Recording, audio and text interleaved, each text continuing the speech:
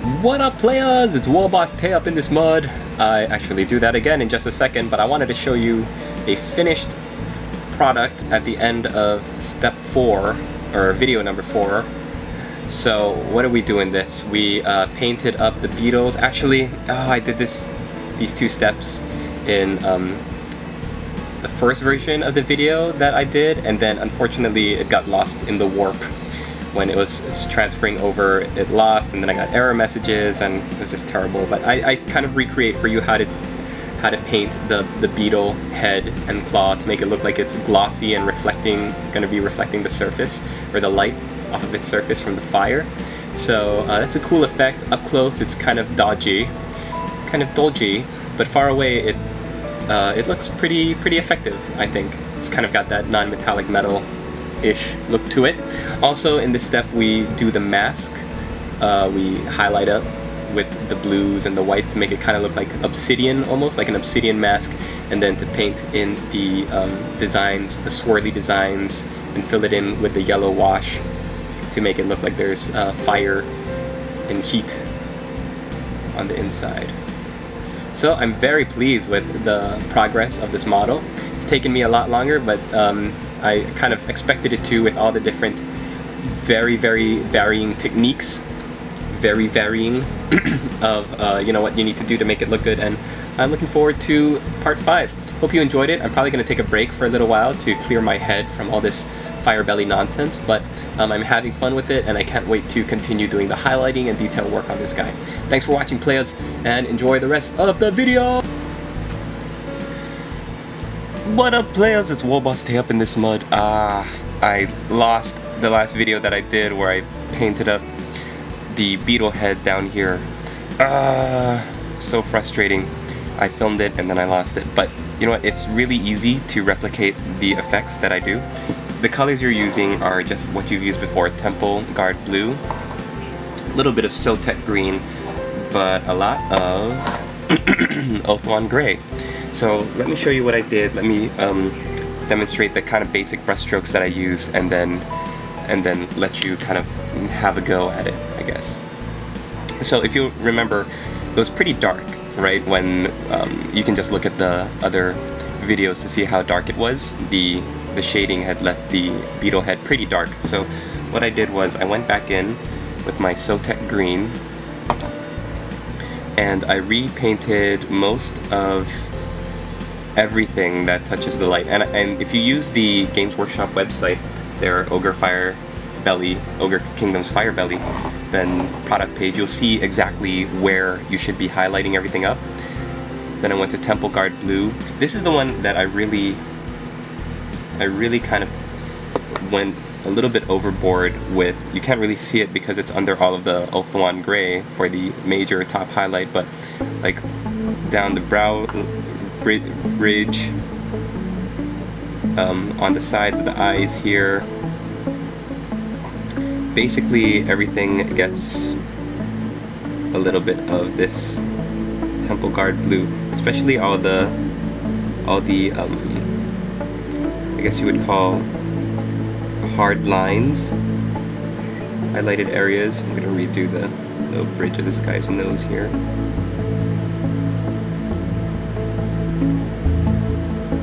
And these 2 mandible sides. From close, when you look at it up close, it's pretty dodgy, as they say, but from far away the effect is actually quite nice. The last thing you're going to use is Ulthuan Gray, and you're going to just go in and go crazy. And you want to make sure that you water this down, you thin it down on your wet palette, or your ghetto wet palette, whatever you use. And then when you go in, you're going to just take all those hard lines, and what we're doing is we're trying to make like a reflective surface that the flame is bouncing off of. So we're pretty much painting anything that the flame would be hitting on its way down and reflecting off. Since we're kind of assuming that the fire beetle here is a glossy surface, then the kind of like the crystal sword effect, when the flame comes down and shoots down, everything on the upper side should look Ulthuan gray. Like, a better way to show you this would be like from here. Anything you see from this angle should be highlighted up pretty, you know, pretty dramatically with the Ulthuan gray. I didn't do the pinchers because they're kind of close to the bottom and I guess you would say not hidden but obscured a little bit by all the pieces at the top, which are bouncing off the most light. Last thing I can do with the Ulthuan gray is paint in the eyeballs.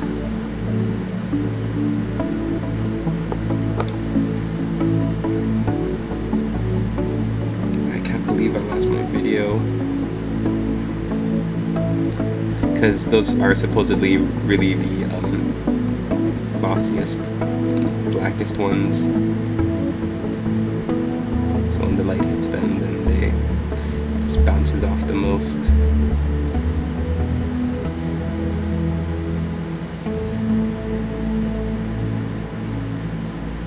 The only rule is that you want to make sure that you cover your brush strokes so that it doesn't just look like you slapped paint on willy-nilly.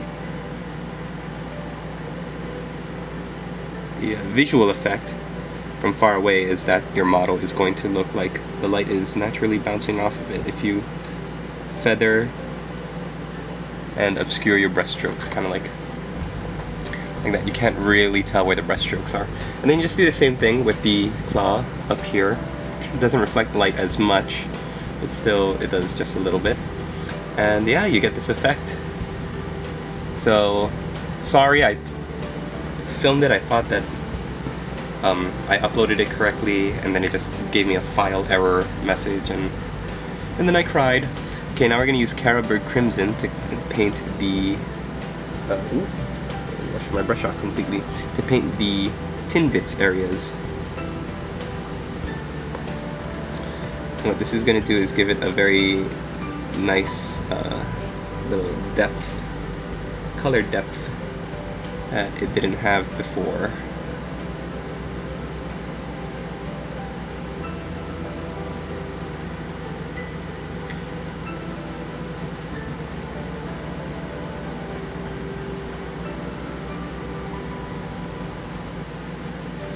Anything else I did? Oh yeah, in the other video I also took some Baneblade Brown and I started repainting the bandages. So, man, I did a lot in that video. I can't believe I lost all of it. So you're just gonna paint over the bandages, try to keep the Bedab black or the Nuln Oil in the deep recesses. And then, let me just show you what it looks like. Baneblade Brown. So if you don't have the new Baneblade Brown, you can do Khemri Brown. I actually prefer Khemri Brown. If I could have a choice, I would have preferred to use that instead. And then when you're done with that, we're going to take Rakarth Flesh, which was our original color for the bandages, and then we're going to paint them, paint them over one more time.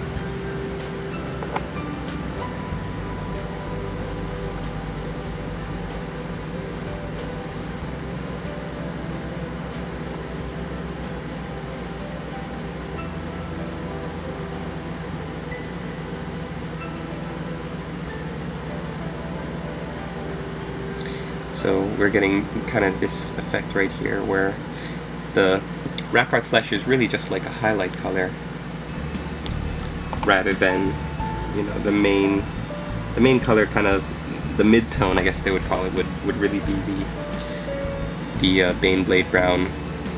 So we're just going to be highlighting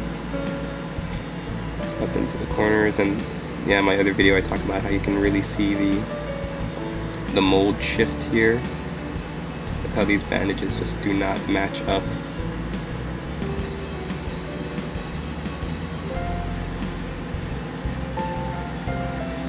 Fine cast.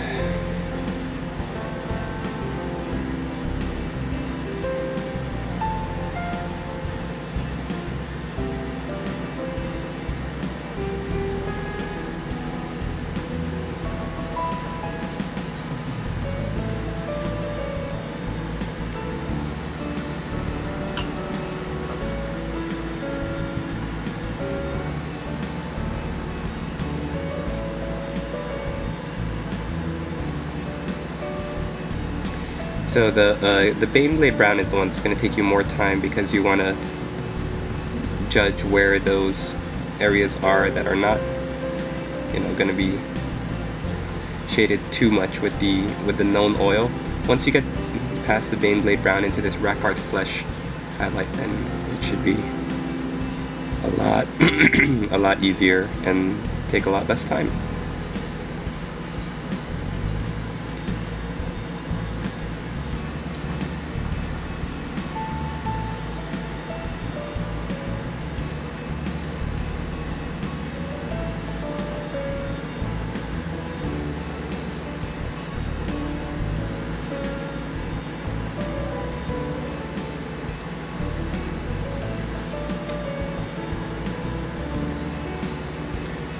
There. And the last thing we're going to do that with is the bandages around the upper arm.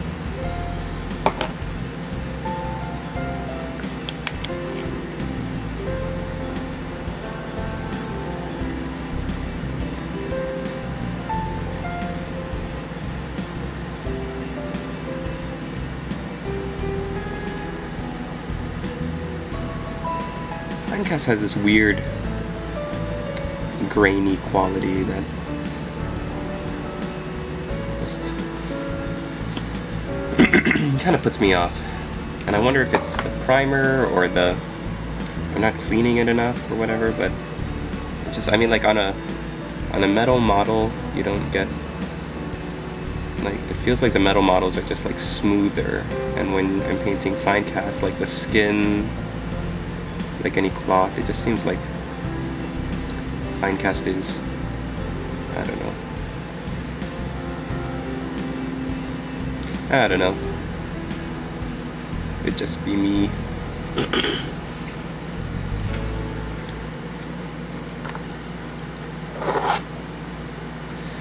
Alright, next we're going to paint the little patterns in the mask. So we're going to take Ulthuan Gray and we're kind of going to be doing what we did to paint the flames, and we're going to paint kind of in white, but we're going to go back and do this wash over. So you want to look for the patterns and using as much care as possible. Paint inside the patterns.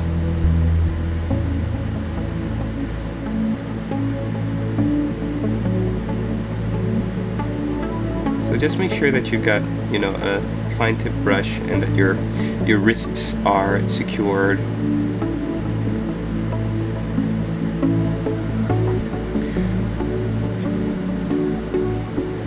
And if you need help on where to paint, then just look at the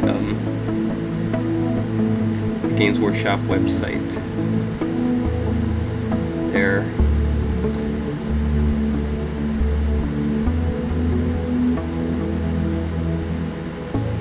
Picture on the product page of the Firebelly. I got a little froggy in my throat.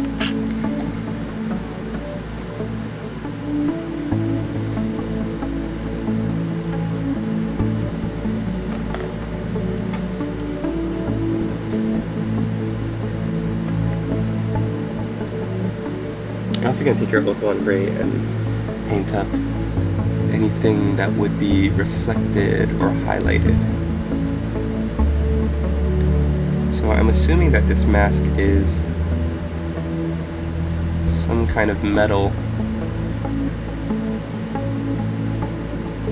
to have this kind of reflection on it.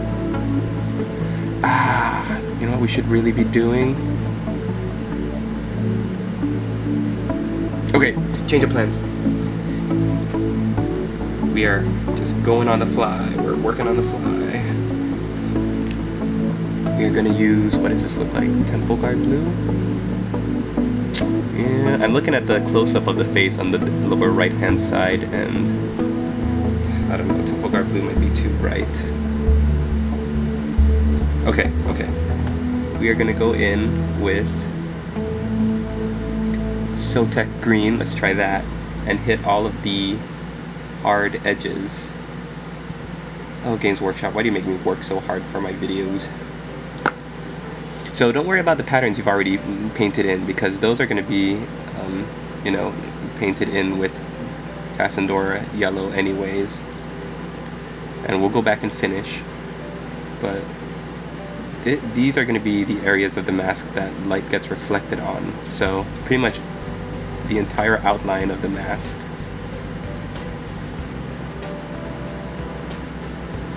All of the hard edges, all of the rivets. Ooh, that means that this thing is like riveted to his face. That's pretty gross.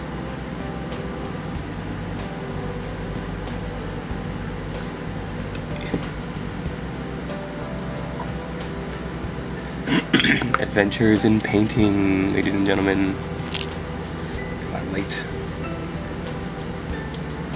Turn it like this. Oh, I'm all upside down.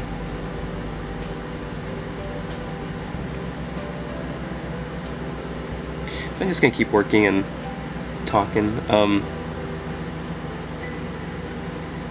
I have just finished this video game called Spec Ops: The Line. Oh my goodness. I usually don't talk about video games on my channel, but if you have access to a video game system and are into first-person shooters that rely on storytelling, writing, stuff like that, then check it out. It's very reminiscent of Apocalypse Now, particularly. He said that I saw some interviews where the writer said that he really drew inspiration from the Heart of Darkness novel, but when you play the game, there's like so many allusions to not Heart of Darkness, but the movie Apocalypse Now, that it's just almost impossible to watch and not see the correlations between the two. Oh my gosh, it was such a good game. It solved the, or not solved, but it addressed the age-old problem that I have with a lot of video game shooters, in that the characters change. They really change from the beginning to the end. I mean, in the beginning of the game, the first level, they come out as standard, typical, you know, soldiers, like special forces that you see in video games, that tough, macho, blustering, kind of, you know, cocky, we're American, we're gonna save the day kind of writing for their dialogue. And I was just like, oh, here we go. But by the time you get like halfway, when stuff starts going down, and then near the end, just the changes in the characters is just really cool. Like, not only visually, because so much stuff happens in the game. They get like blown off of buildings and horribly burned in fires and stuff, and in most games they just kind of say like, oh, okay, and then the next level starts and you look perfectly fine and everything. No, this one, like, as soon as you start getting bloody and burnt up and dust starts flying everywhere and getting in your hair and your uniform, it stays there from level to level. Yeah, so going back to this model, we're basically doing what we did with the fire beetle, but instead of having a Sotek green base over the whole thing, we're kind of making like this thing is obsidian, this mask is obsidian, and we're creating the effect around it. It looks like they really go to town once they get to the Ulthuan Gray highlight, but yeah, we're just gonna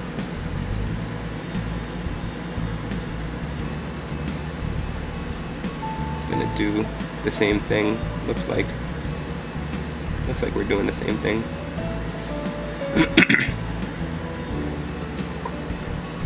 Anyways, highly recommend it. Check it out. Spec Ops: The Line. I was expecting, my standards were pretty low because I hadn't really heard about it, and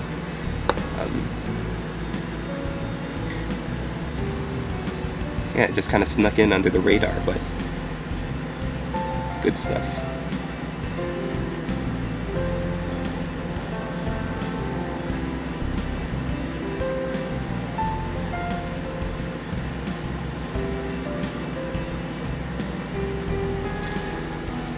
Okay, so now we're going to go back in with the Ultra One Gray. And besides highlighting all of the blue areas, we are going to also trace in the patterns.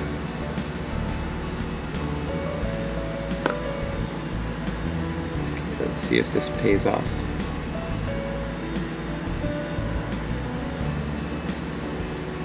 Yeah, man. I was worried. I mean, I was looking at this and I was like, how am I gonna do this?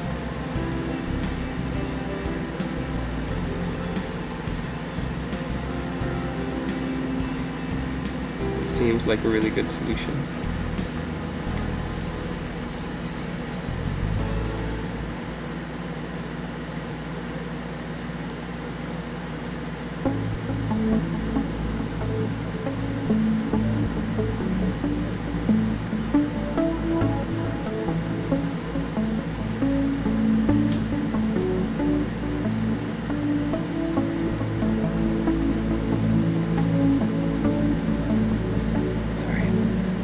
Igor, focus camera. I'm sorry, Master. I was playing Spec Ops The Line.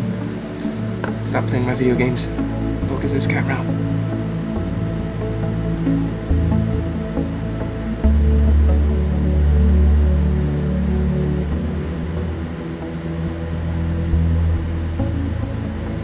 Yeah, so you see when you do this highlight with the blue underneath, it looks really nice.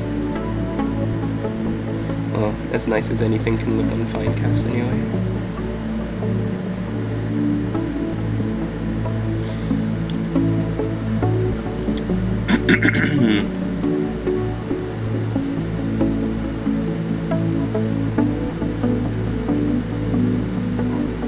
Right, so that's all the armor bits. Now we're gonna get into painting the patterns.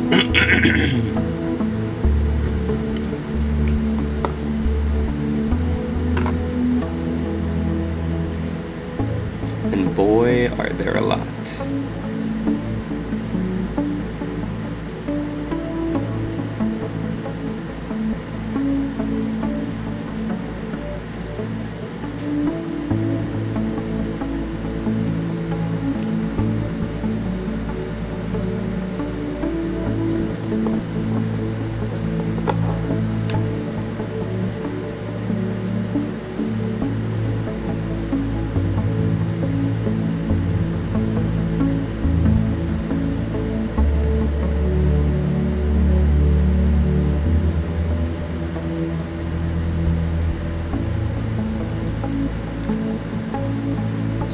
In the eye there.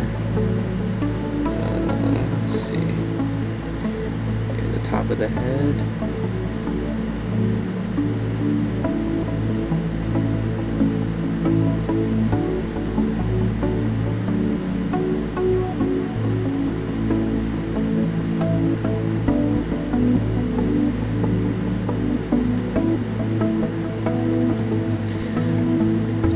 Oh man, we're gonna have a hard time getting the wash into these areas. It's going to be a lot different than when we painted the flame.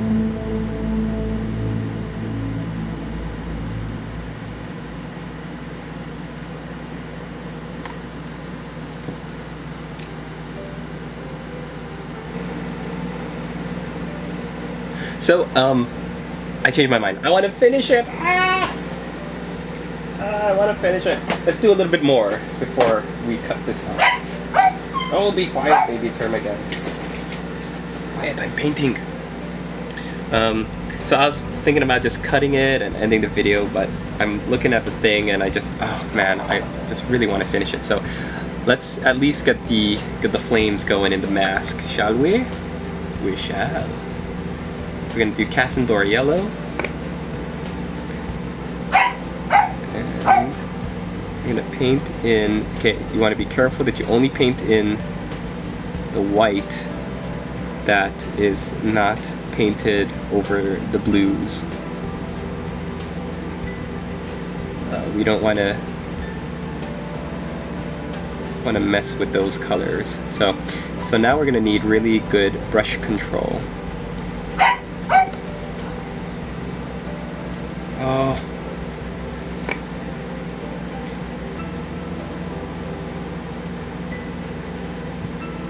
I guess the illusion is that the flames are cooking inside and then being breathed out from the mouth, but like that you could see it within the designs of the mask, I guess. Cooking his skin underneath.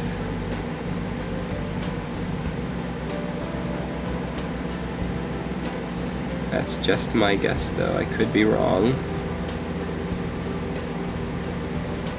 I just want to make sure it doesn't bleed over too much into the blue, because yellow and blue make green and we don't want green. We want yellow and we want blues totally separate. So I could see where some of the wash bled over into this part on the right side of his mask. You can see it's starting to turn green there. I'm gonna have to go back over when this yellow is dry. Ah! What the? Oh, my Cassandora yellow is spilling all over. Ah!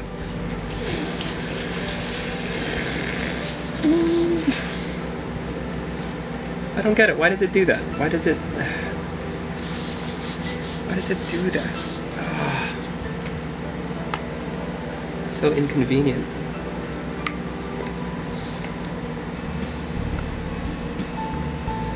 So inconvenient. And we're gonna let that dry, and then we're gonna come back and we're going to paint even more with the red, the Caribou Crimson, but we'll save that for the next video. I think now we'll really cut it to an end there, because I'm very, very happy with how it looks so far. If there's anything I really want to do at this point, one last step, it's actually flesh. I'm gonna repaint up the little malo he's wearing. Really, I swear, I promise, this is the last thing we're doing.